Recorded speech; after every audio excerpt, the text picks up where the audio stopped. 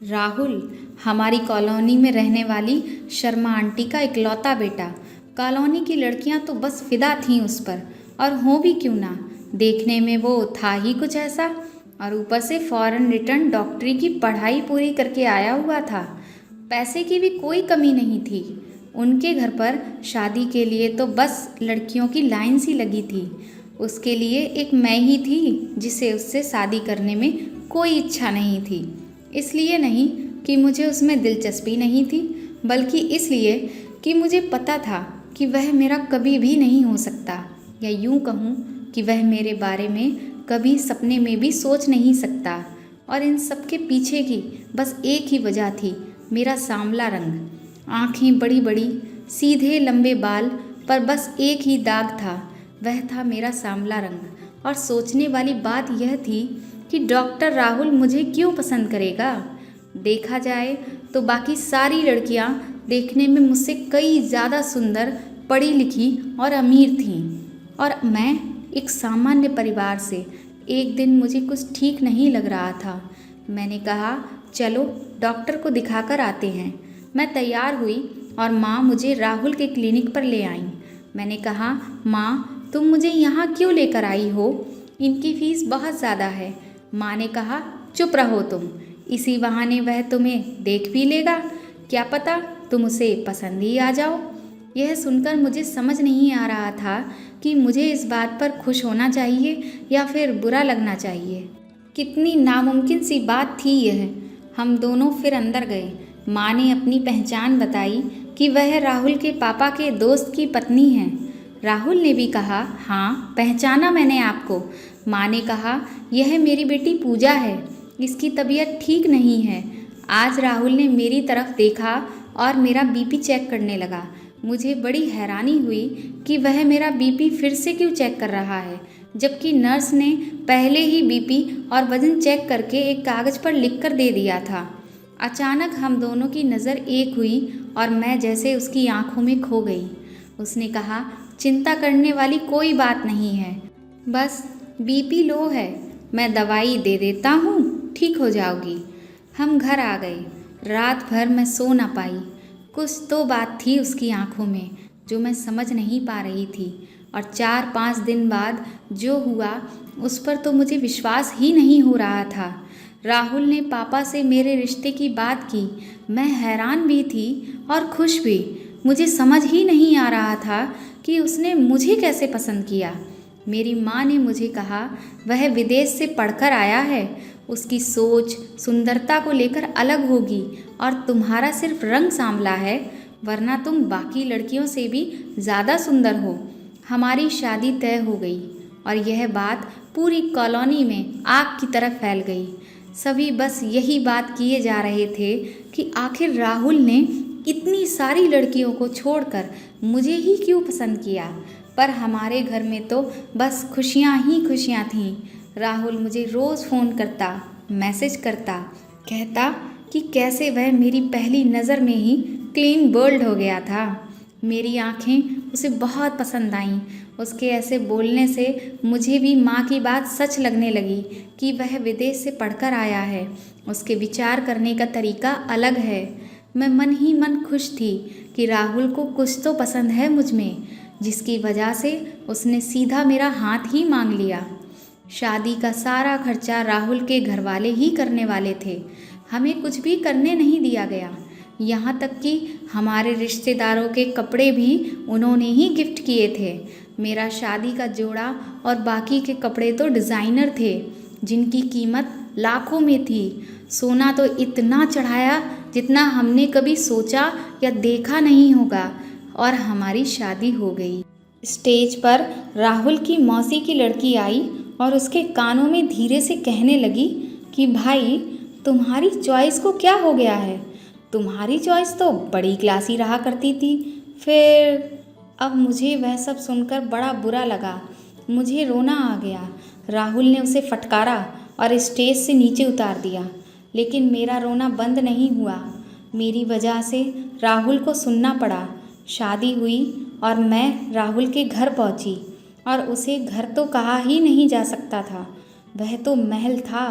वहां पहुंचने पर मुझे राहुल के कमरे में बिठा दिया गया।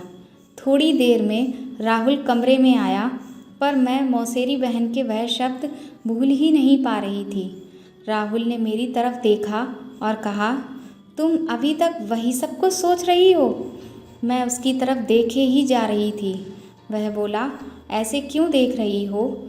यही तो सच्चा प्यार होता है, बिना बताए अपने साथी के मन की बात को जान लेना। मैं आज खुद को बहुत ही खुशनसीब समझ जा रही थी। उसने कहा, और तुम चिंता मत करो, मैं तुम्हें इससे भी बाहर निकाल लूँगा। आज मेडिकल ने कितनी तरक्की कर ली है, कितने उपाय हैं जो किए जा सकते हैं। कुछ एक इंजेक्शन से ही तुम्हारा रंग साफ हो जाएगा और चेहरा खिल उठेगा। तुम मुझे ऐसे ही अच्छी लगती हो, पर तुम्हारी आंखों में मैं आंसू नहीं देख सकता। इसलिए मैंने सोचा है कि गोरा करने वाले इंजेक्शन की मदद से तुम्हें और सुंदर बनाया जाए। सच में ऐसा हो सकता है? बिल्कुल हो सकता है, और हम तो कल से ही ट्रीटमेंट शुरू कर देंगे। मैं मन ही मन बहुत खुश होने लगी और सोचने लगी कि अब बाकी लड़कियों की तरह मैं भी सुंदर दिखूंगी। मैं अब हसीन सपने सजोने लगी थी। राहुल भले ही एनआरआई था, पर उसके विचार व्यवहार से ऐसा बिल्कुल भी नहीं लगता था। उसका स्वभाव और रहन सहन एकदम सामान्य इंसान की तरह था। दूसरे दिन राहुल ने कहा कि उसके डॉक्टर से बात हो गई है और वह आज रात से ही इंजेक्शन देना शुरू कर देगा और 10 दिन में ही मुझे फ़र्क दिखने लगेगा।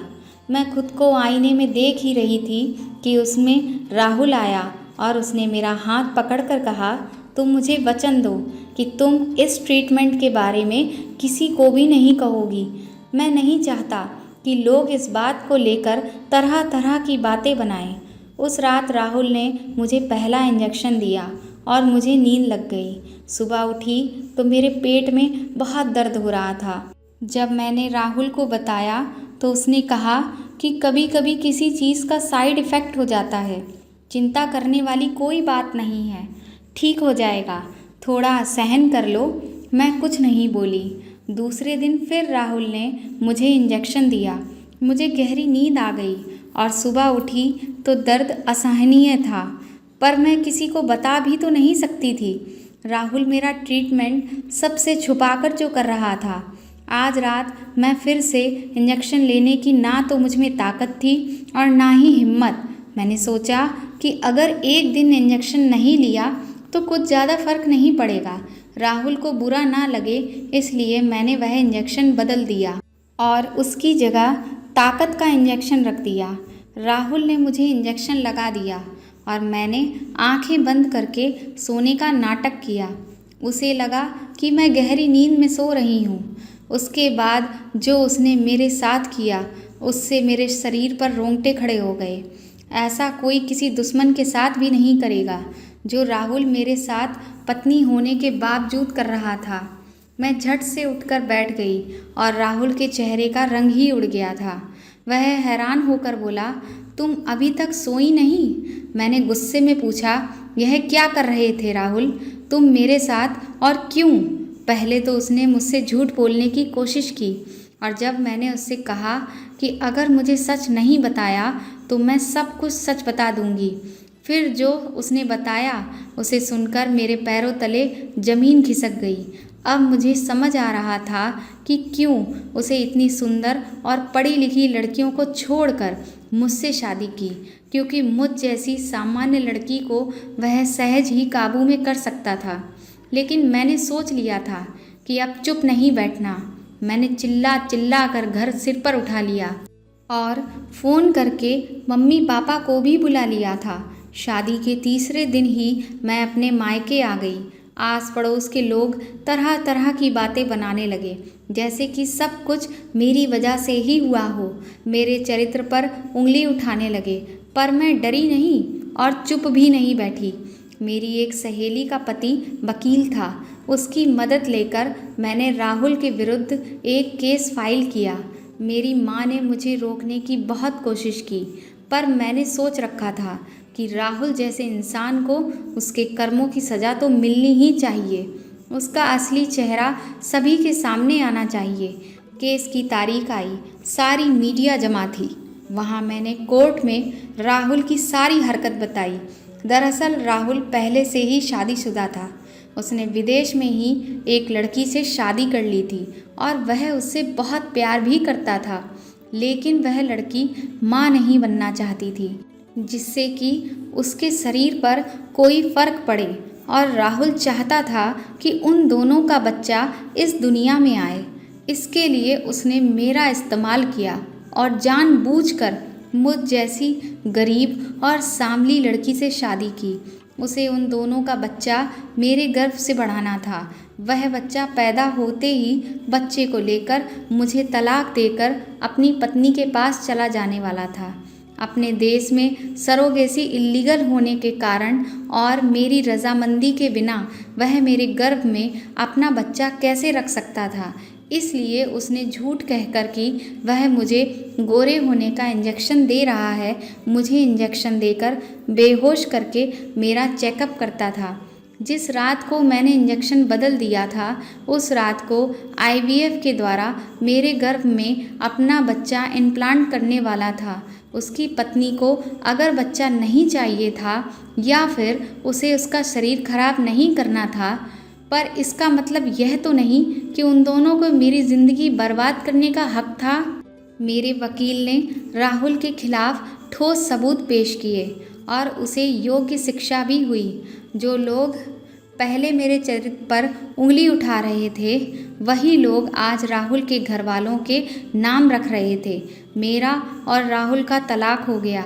मैं आज अकेली थी, पर मेरी किस्मत मेरे साथ थी, या यूँ कहें कि भगवान ने ही उस रात मुझे बुद्धि दी थी और मैंने इंजेक्शन बदल दिया।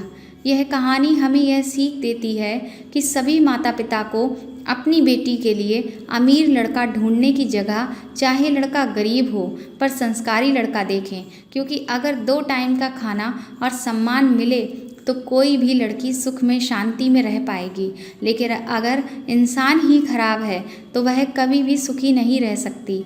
दोस्तों, पूजा ने यह कदम इसलिए उठाया ताकि आगे से कोई भी लड़के की गलती के कारण लड़की की बलि ना चढ़े। दोस्तों, उम्मीद करती हूँ आपको हमारी कहानी पसंद आई होगी।